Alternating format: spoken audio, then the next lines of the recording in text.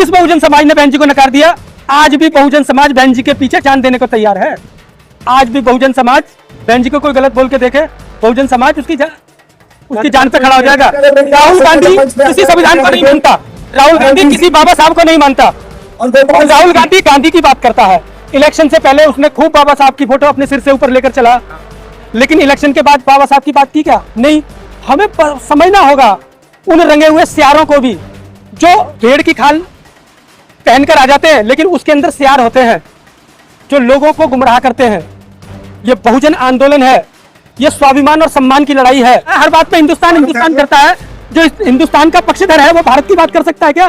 वो भारत को जोड़ सकता है क्या? दिखावा एक अलग चीज है, काम करना दोनों अलग चीज है। माननीय बहन जी काम करने में भरोसा करती है, दिखावा नहीं करती। बाकी लोग दिखावा करते हैं। क्या हम भी राहुल गांधी की तरह नाचना शुरू करते हैं या औरों की तरह रोड पर ड्रामेबाजी करना शुरू करते हैं? हम केवल काम और काम करने पर भरोसा करते हैं।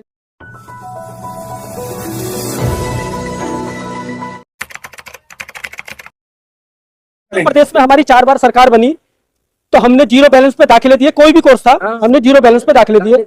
हमने बहुत सारी नौकरियां दी, हमने कई हॉस्पिटल बनवाए, कई यूनिवर्सिटियां बनवाई, और एक भी दंगा उत्तर प्रदेश के अंदर नहीं होने दिया। कानून जो है किसी भी बहन बेटी के साथ बदतमीजी नहीं होने दी। सुखविलास जी प्लीज, जब आप जानते हैं कि हम इस देश में गलत चीजों को रोकने वाले शासन सत्ता में आने के लिए शासन सत्ता में आने के लिए हम गलत आवाज सुन रहे हैं तो हम सही रास्ते से संविधान पर भरोसा करके अपनी सरकार बनाएंगे। जो सरकारें बनी है सभी को पता है कैसे बनी है और किस प्रकार से बनी है।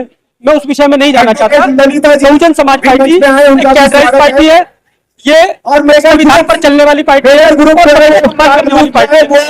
जब भी सत्ता में आएंगे हम सम्मान के साथ लोगों को वो हक अधिकार देंगे जो उनको मिलना चाहिए, जिन पर उनका अधिकार है।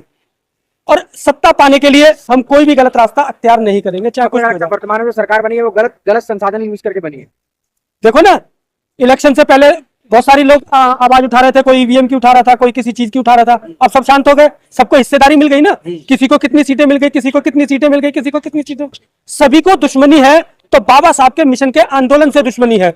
और बाबा साहब के मिशन का आंदोलन इस देश के अंदर केवल बहुजन समाज पार्टी चलाती है। लेकिन राहुल गांधी तो है, वो तो राहुल गांधी किसी संविधान को नहीं मानता, राहुल गांधी किसी बाबा साहब को नहीं मानता।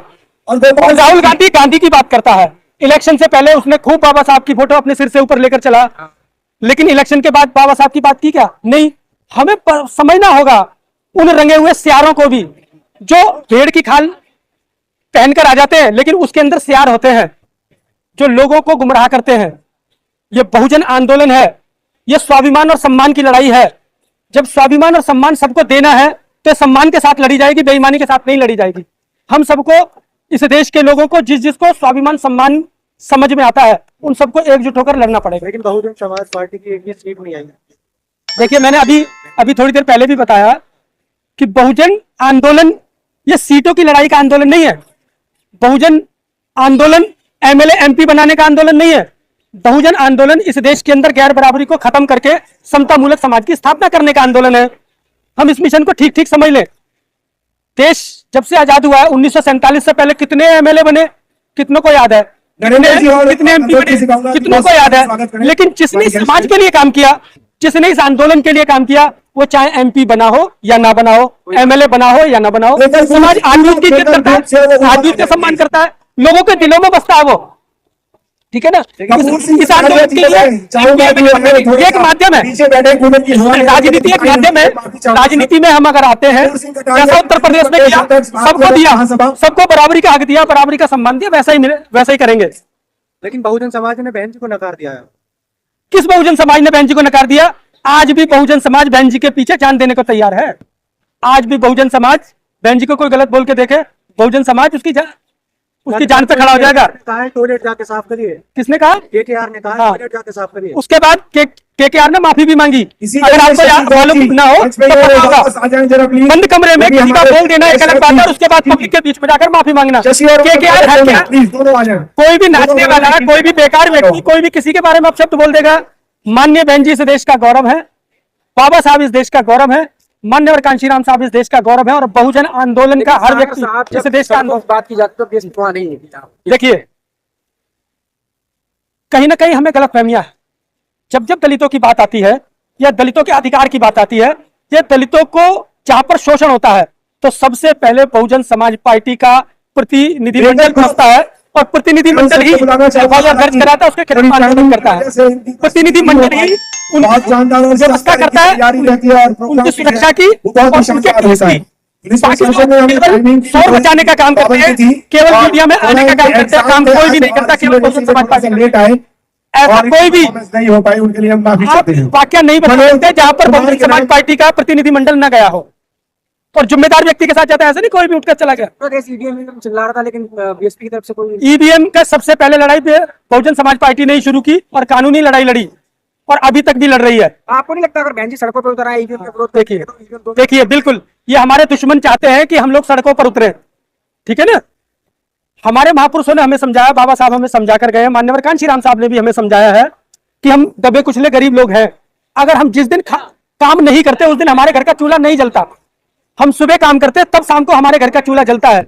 अगर हम और बाबा साहब ने कहा था कि राजनीतिक सत्ता वो मास्टर चाबी है जिससे सभी प्रकार के ताले खुल जाते हैं, कि रोडों पर आकर हमें हक अधिकार नहीं मिलेंगे।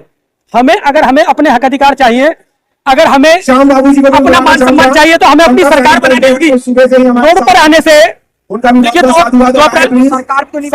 अप्रैल को इतने सारे आंदोलन हुआ, कितने सारे लोगों के केस बने, उनके केसों की लड़ाई बीएसपी अभी तक कर रही है। जहां मध्य प्रदेश में, राजस्थान में प्रेशर बनाकर उन पर केस वापस लेने की कोशिश की और सबने राजनीति की। लोगों ने उन युवाओं को गुमराह करके की वजह से जेल बनाकर राजनीति की, लेकिन बहुजन समाज पार्टी ने युवाओं को साइड में रखकर उनके मान सम्मान को बचाकर परफॉर्मेंस नहीं हो पाई, आगे बढ़ाने का काम किया। उत्तर प्रदेश में सरकार बनी थी तो आपको याद होगा, इन्हीं नौजवानों को रोजगार देने का काम किया था। तो देखिए, अगर हमारा नौजवान सुरक्षित होगा तभी वो हमारे भविष्य की सुरक्षा कर पाएगा ना। हम दूसरों की तरह उसे रोड पर ले आए और फिर वो थानों के चक्कर काटे, कोर्ट के चक्कर काटे। बहुजन समाज पार्टी इस चीज में विश्वास नहीं करती। आप देखेंगे राहुल गांधी को उन्होंने न्याय यात्रा शुरू करी, भारत जोड़ो यात्रा शुरू करी। क्या बहन जी बहुजन जोड़ो यात्रा नहीं शुरू करी? देखिए, आप कह रहे हैं राहुल गांधी ने यह यात्रा शुरू की, कौन सा भारत जोड़ दिया? जो राहुल गांधी अपने भाषण में हिंदुस्तान हिंदुस्तान चिल्लाता है वो क्या भारत को जोड़ सकता है? भारत के बारे में कितना जानते हैं राहुल गांधी? भारत के बारे में जानते कितना है राहुल गांधी? कन्याकुमारी तक फिर अरे उनके हर भाषण को उठाकर वो हिंदुस्तान की बात करते हैं और वो भारत को जोड़ने की बात करते हैं। जो व्यक्ति हिंदुस्तान की बात करता है, हर बात में हिंदुस्तान हिंदुस्तान करता है, जो हिंदुस्तान का पक्षधर है वो भारत की बात कर सकता है क्या? वो भारत को जोड़ सकता है क्या? दिखावा एक अलग चीज है, काम करना दोनों अलग चीज है। माननीय बहन जी काम करने में भरोसा करती है, दिखावा नहीं करती। बाकी लोग दिखावा करते हैं। क्या हम भी राहुल गांधी की तरह नाचना शुरू करते हैं या औरों की तरह रोड पर ड्रामेबाजी करना शुरू करते हैं? हम केवल काम करने पर भरोसा करते हैं। बहन जी की हार की वजह क्या देते हैं आप? देखिए, बहन जी की हार की वजह तो हम ये मानते हैं कि हम अपनी बात को सही प्रकार से लोगों तक नहीं पहुंचा पाए, कि ये देश वर्तमान में किन परिस्थितियों से गुजर रहा है। हमारी बात हम लोगों तक सही प्रकार से नहीं पहुंच पाए और उन्होंने इस बात को नहीं समझा और हमें वोट नहीं दिया।